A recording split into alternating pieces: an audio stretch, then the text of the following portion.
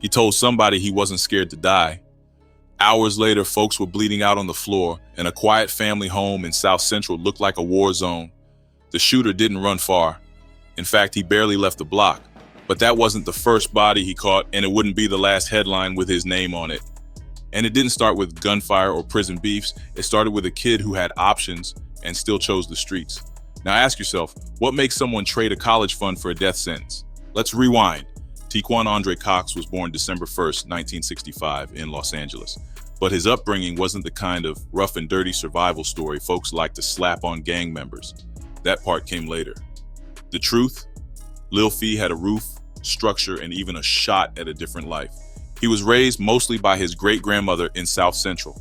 She wasn't just holding things down, she was the backbone, former actress, property owner. She kept the lights on, kept the fridge full, and even stashed a $10,000 treasury bond for his college fund. Cox had a bike, roller skates, played Little League, and was in the Boy Scouts. That part of the story don't fit the usual script. But sometimes it's not about the lack of options. It's about what you chase. His mom struggled with alcoholism and did time for a bank robbery. Pops, never really in the picture. Tiequon only saw him a handful of times. So while the house was clean and safe, the streets outside were loud, unpredictable, and waiting. The rules at home were tight. His great-grandmother barely let him off the porch, but all that structure, it didn't stop the itch. By 13, he ran away. Said the rules were too much. That's when the streets got their hands on him for real. In middle school, he started repping gang colors. He wasn't starving. He wasn't desperate. He just wanted that name, that clout, that fear. He'd rob kids for pocket change, beat a dude with a broomstick over 60 cents. Another time, he dropped a kid just to steal a dime. By 15, he pulled a full-blown carjacking, kicked a woman out her ride with her dog still in the back seat, and took off. LAPD chased him 25 miles before he crashed into a light pole. They found a loaded .32 in the whip. That got him 2.5 years in CYA. He came out in March 1984. That was his so-called second chance. But within 6 months, he'd be tied to one of the coldest mass murders in LA history. Coming out the California Youth Authority in '84, he went right back to South Central. And if he ever planned to lay low, that idea disappeared fast. The only people really waiting for him, the homies. He locked back in with the rolling 60s neighborhood Crips. Not just any set. This was one of the biggest, deepest, and most feared crews in the whole city. Their turf stretched across western South Central, Western Ave to the Fox Hills Mall, Slauson to Florence. By then, gangbanging in LA had leveled up. It wasn't just turf beefs and back alley squabbles anymore. Crack had changed the game. The rolling 60s were knee-deep in it, stacking money from rock houses and gearing up with military-grade weapons, 357S, Uzis, M16S. You weren't just a banger now, you were a soldier. Lil Fee was short, but his rep was loud. Folks say he was hungry for status, trigger-happy, always ready to prove something. Cops later said dudes like him represented a new generation of Crips. Younger, wilder, no codes, no fear. The OGs used to follow a kind of structure, as twisted as it was. Lil Fee's crowd, they were about one thing: fame through violence. Get your name in the hood, be known, be feared, period. At just 18, Cox was already on parole for a firearm charge. That didn't slow nothing down. If anything, it added to the story. That young Crip from the 60s set, already caught cases, already packing heat, already making moves. People didn't see him as some lost kid. They saw a foot soldier willing to go all the way. And the crazy part? The worst was still coming. Friday morning, August 31st, 1984, a yellow house on 59th Street near Western Avenue in South Central LA was just starting to wake up. Inside was Ibra Alexander, 59 years old, drinking coffee in her kitchen. With her were her daughter, Dietra, grandsons Damon Bonner and Damani Garner Alexander, and two other young boys, Neil and Ivan. They weren't involved in no street mess. They weren't gangbangers or hustlers. This was a black family trying to live right. Churchgoers, known in the community, no warnings, no beef, just a quiet house starting a regular day. At around 7:30 a.m., two men walked up to that house with guns. One of them was Tiequon Lil Fee Cox. The other, Darren Charles Williams, a 24-year-old known Rolling 60s member who went by C-Dub.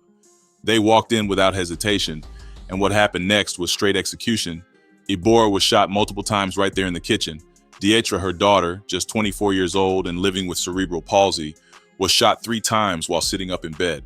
The boys, Damon was 6, Damani 12, both shot in their beds. There was no struggle, no theft, no words exchanged, just pure destruction. 2 others survived. Neil, Ebora's son, woke up to the shots. He ran into the hallway, saw the shooter standing over Dietra, and jumped on him, tried to fight for the gun, got punched in the face, scrambled out the back door, and ran for help. 8-year-old Ivan, he hid in a closet, too scared to move. The killers dipped just as fast as they came. Witnesses saw them hop into a maroon or brown van and speed off. By 8 a.m., 4 bodies were cooling, and an entire family was changed forever. Kermit Alexander, former NFL player for the 49ers and Rams, got the call. He was supposed to have breakfast with his mother that morning. He overslept, and that's the only reason he wasn't there. The city was stunned. Folks didn't know what to make of it. There was no known connection to gangs. Nothing was taken. It wasn't even the wrong time of day. It just didn't make sense. But the answer? It was worse than senseless. This wasn't a random act of violence. It was a mistake, the worst kind. As police started digging, the picture got uglier. Turns out the shooters were on a mission. They just hit the wrong door. The target was supposed to be a young paraplegic woman who lived 2 houses down. She had been shot in a nightclub a while back and filed a lawsuit against the club owner. Word on the street, someone connected to the club wanted her gone. No lawsuit, no payout. So a hit was set up, price tag anywhere between $50,000 to $60,000, depending on who you asked later. Only problem, Tiequon Cox and Darren Williams got the address wrong, might have confused 59th Street with 59th Place, or maybe just misread the number altogether. Either way, they went into the Alexander home instead. There was no wheelchair there, no disabled woman, just a mother, a daughter, and 2 sleeping kids. But that didn't stop them. Some accounts say the plan came from Williams. Supposedly, he got sold fake cocaine by a dealer and wanted revenge. The woman he was targeting was connected to that scene. Either way, they weren't supposed to be in that house. According to trial testimony later, Cox didn't even flinch. After he killed Ebora and Dietra, he paused, reloaded, and shot the boys last, to erase all witnesses. Let that sink in. 4 people gone. And the shooters didn't even realize until after that they had the wrong house. And it wasn't just Cox and Williams on that mission. Lisa Brown and Ida Moore were in the mix too. Brown was in the front passenger seat. Moore was the driver. Moore would later tell investigators she saw Williams with a pistol and Cox with a rifle wrapped in a jacket. As soon as they got back in the van, she knew it wasn't just a collection run. Williams jumped in first, yelling to go. Cox came right after, calm, no rush, no panic. Just said, "I just blew the bitch's head off. Drive." They left the scene, went to a club on Vermont Avenue, same club that was tied to the shooting victim. Word is, that's where the money was supposed to be exchanged. Whether they got paid that day or not, ain't clear. But Cox didn't wait long to start spending. That same afternoon, he bought a bright yellow 1975 Cadillac convertible. 3 bands and $20 and $100. Williams followed up the next day with a down payment on a new Datsun 280Z, $1,500, all cash. It didn't look like remorse. It looked like reward. By now, cops were scrambling. The neighborhood was shocked. No one could explain why a family with no street ties got wiped out in cold blood. It wasn't until almost a month later that they got their first real lead. And that came from a random bust on a rolling 60s trap house. Not even for the murder, just a routine narcotics raid. That's when the name Lil Fee first landed on a detective's radar. And once it did, the whole story started coming together. Detectives were stuck. The scene on 59th had been wild, but there wasn't much left to work with. 4 people murdered execution style. No witnesses who saw the shooting up close, no suspects, and no motive that made any sense at first. Detective David Cruz from the LAPD caught the case. He started with the basics, door knocks, canvassing, checking nearby houses, but people were scared. South Central wasn't a place where folks talked easy, especially when it came to something this serious. It was like the neighborhood went quiet overnight. The first real tip came from someone who saw the van, a brown or maroon Chevy. But that didn't get them far. There were hundreds of those around LA and no license plate number. So Cruz and his team looked at ballistics, the type of gun used, a .30 caliber M1 carbine, not your average pistol. That told them the shooter came prepared. This wasn't a heat-of-the-moment situation, but the case was cooling, and fast. Until September 27th, almost a month after the murders, when LAPD narcotics raided a Rolling 60s Crips crack house at 63rd Street and 10th Avenue. Inside, they found a 17-year-old gang member named James Kennedy. Kennedy had an M1 carbine on him. That got detectives' attention real quick. They ran the gun, ballistics came back. The weapon matched shell casings found inside the Alexander home. This was the murder weapon. Kennedy? He folded under pressure. He said, "It ain't mine. That gun belongs to Lil Fee." That name hadn't come up yet. But when they ran it, they found out something wild. Tiequon Cox was already in custody. He had been picked up earlier in September after getting caught with a loaded gun during a traffic stop, not even related to the murders. The arrest had violated his parole. That meant he was just sitting in LA County Jail. Detectives pulled his prints. One palm print matched the trunk inside the bedroom where Deatra was shot. That wasn't something you could explain away. Now they had the gun, the fingerprint, and a witness connecting Cox to the weapon. Detective crews went to the jail to let Cox know he was being rebooked for 4 counts of murder. Cox didn't say much. He just told the detective, "You're crazy. I didn't kill nobody." But the streets were already whispering, and the name Lil Fee was getting loud. The cops knew there had to be more people involved. At least one other shooter had been seen, and someone had to drive the van. That's when more names started popping up. Once Tiequon Cox was in the frame, it didn't take long for the rest to follow. On October 25th, 1984, about a month after Cox's arrest, another name surfaced: Horace Edwin Burns, known on the streets as Horse. The story came from a woman named Linda Lewis. She lived across from James Kennedy, the same kid who gave up the rifle. On the night Cox's arraignment hit the news, Burns came by her house, drunk, smiling. He asked to watch the 11 o'clock news, and when the story on Cox came up, he said something that made her stomach turn. "I was there. He got caught, not me. I ain't leave no prints." To Burns, the whole thing was a joke. He even called it a historic event. Lewis knew what that meant. She decided to go to the police. Cassandra Haynes backed it up. She told investigators Burns had bragged about how Cox went wild inside the house, emptied the gun, and they got the wrong address. That got Burns picked up real quick. Now the task was to find out who else played a part. The van hadn't driven itself, and the shooters didn't teleport. A tip in early 1985 gave cops the final pieces. 2 women were named, Ida Moore and Lisa Brown.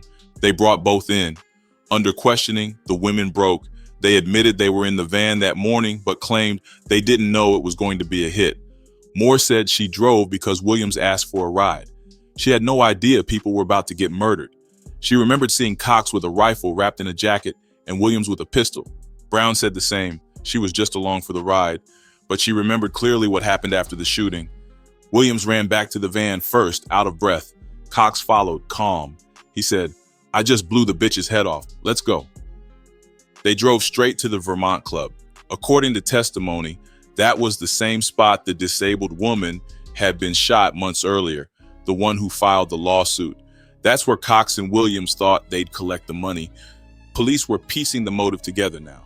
Either it was a gang retaliation or a murder for hire to stop a lawsuit. Both theories lined up with what the suspects were saying. But the van ride said the most.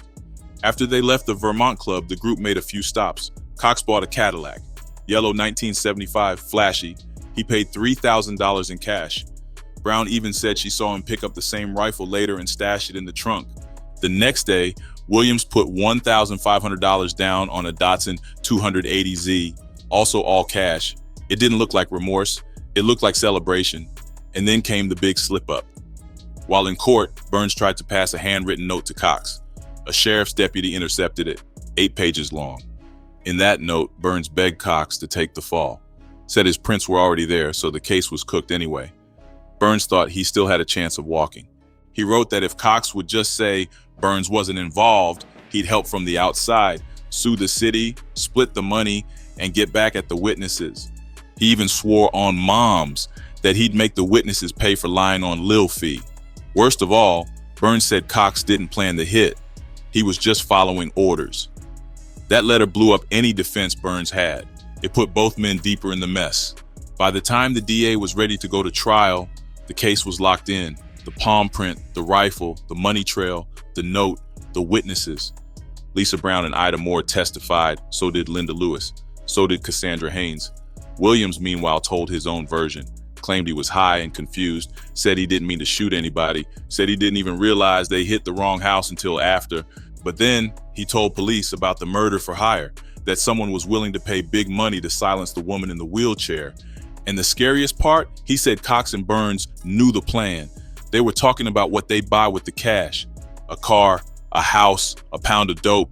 Cox was the main shooter. Burns rode along. Williams tried to say he just got caught up, but the jury didn't buy any of it.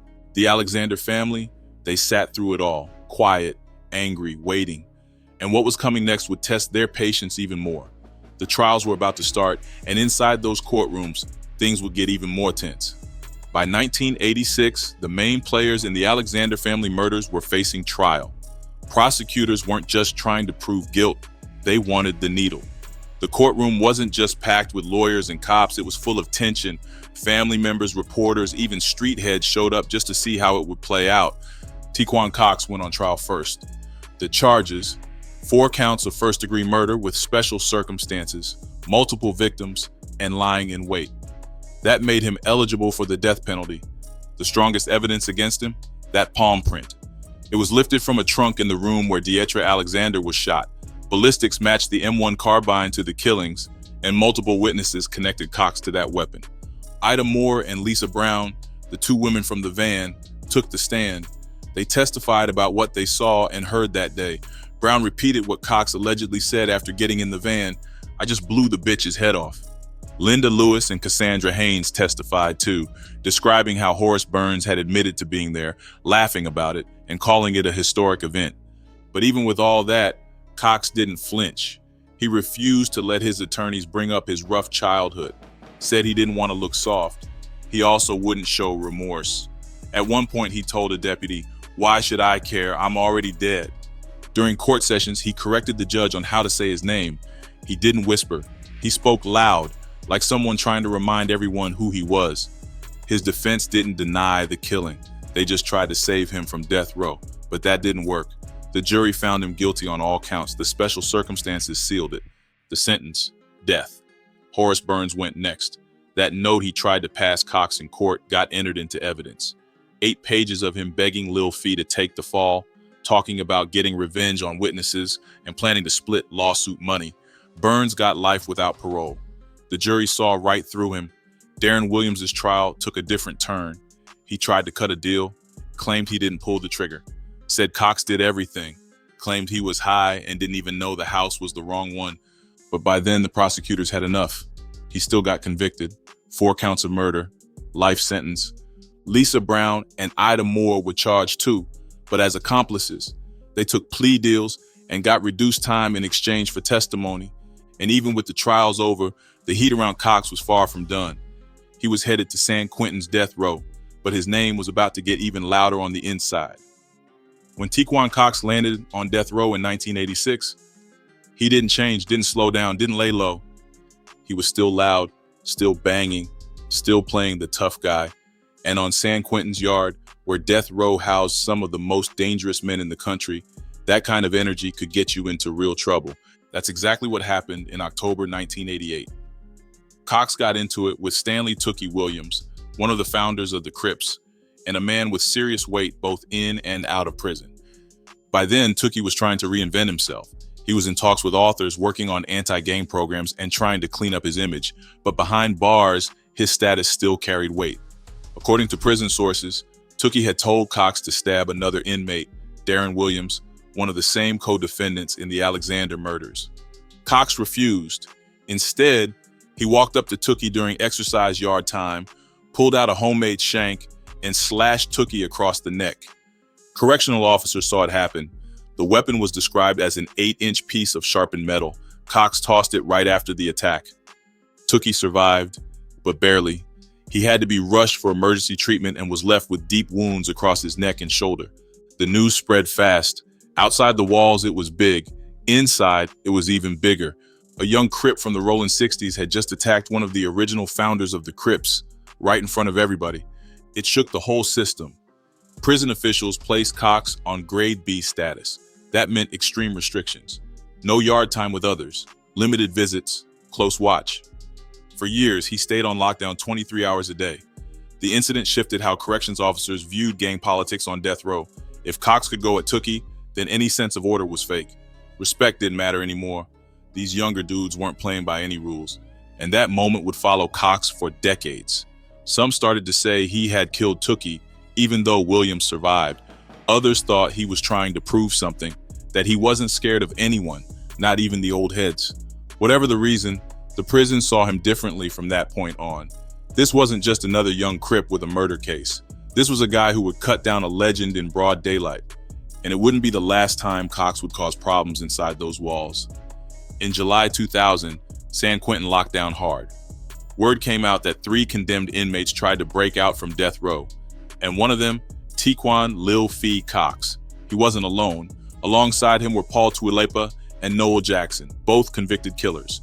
Together they came up with a wild plan, cut a hole through the chain link fence that separated the death row yard from the rest of the prison. The crew had been housed in the adjustment center, the high security unit where the most disruptive inmates were kept. That's where Cox had been locked since stabbing Tookie. During yard time, while other inmates were busy exercising or walking laps, Cox and the others got to work. They somehow managed to smuggle in wire cutters and made a clean cut at the bottom corner of the fence, just big enough to slip through. They moved fast, heading toward the guard area, not toward any outer walls. That's how prison officials knew. This wasn't an escape. It was a suicide mission. They were planning to attack officers, go out in a blaze. The plan didn't last long. Officers saw them. Alarms sounded. Wooden baton rounds flew. Within minutes, all 3 were down on the concrete. Nobody got hurt, but the aftermath, serious. San Quentin reevaluated everything. Security procedures, lockdown drills, surveillance. Cox was thrown back into even tighter restrictions. No more group yards, no movement without cuffs, no trust left. He was already on death row. Now, he was considered one of the highest risk inmates in the state. After the failed escape, Cox faded from headlines but stayed locked in that same 9x4 cell. By 2023, he had spent nearly 40 years on death row. No execution date, just time. California hasn't carried out an execution since 2006, and even though Cox was sentenced to die, the process kept dragging. Appeals, legal blocks, political changes, it all added up to limbo. But Cox didn't disappear completely. He still racked up violations, still stayed on the radar of prison staff.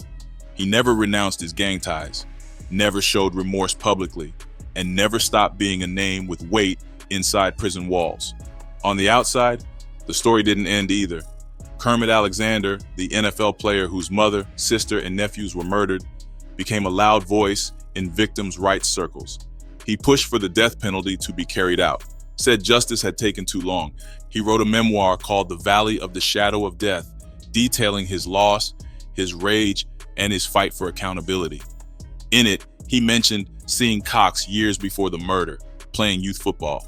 Said he was fast, aggressive, always mad at something. That line stuck, because it showed that Cox wasn't some random villain. He was someone with chances, a bike, a bond, a shot at a different life. And he still chose the street. Tiequon Cox is still alive, still on death row, and still locked inside San Quentin. He never left that path he picked at 13. 4 lives ended in a house that never should have been touched. And one man's name went from the block to the news to a death row cell. No legend, no redemption, just a long fade into silence, inside a cage he helped build for himself.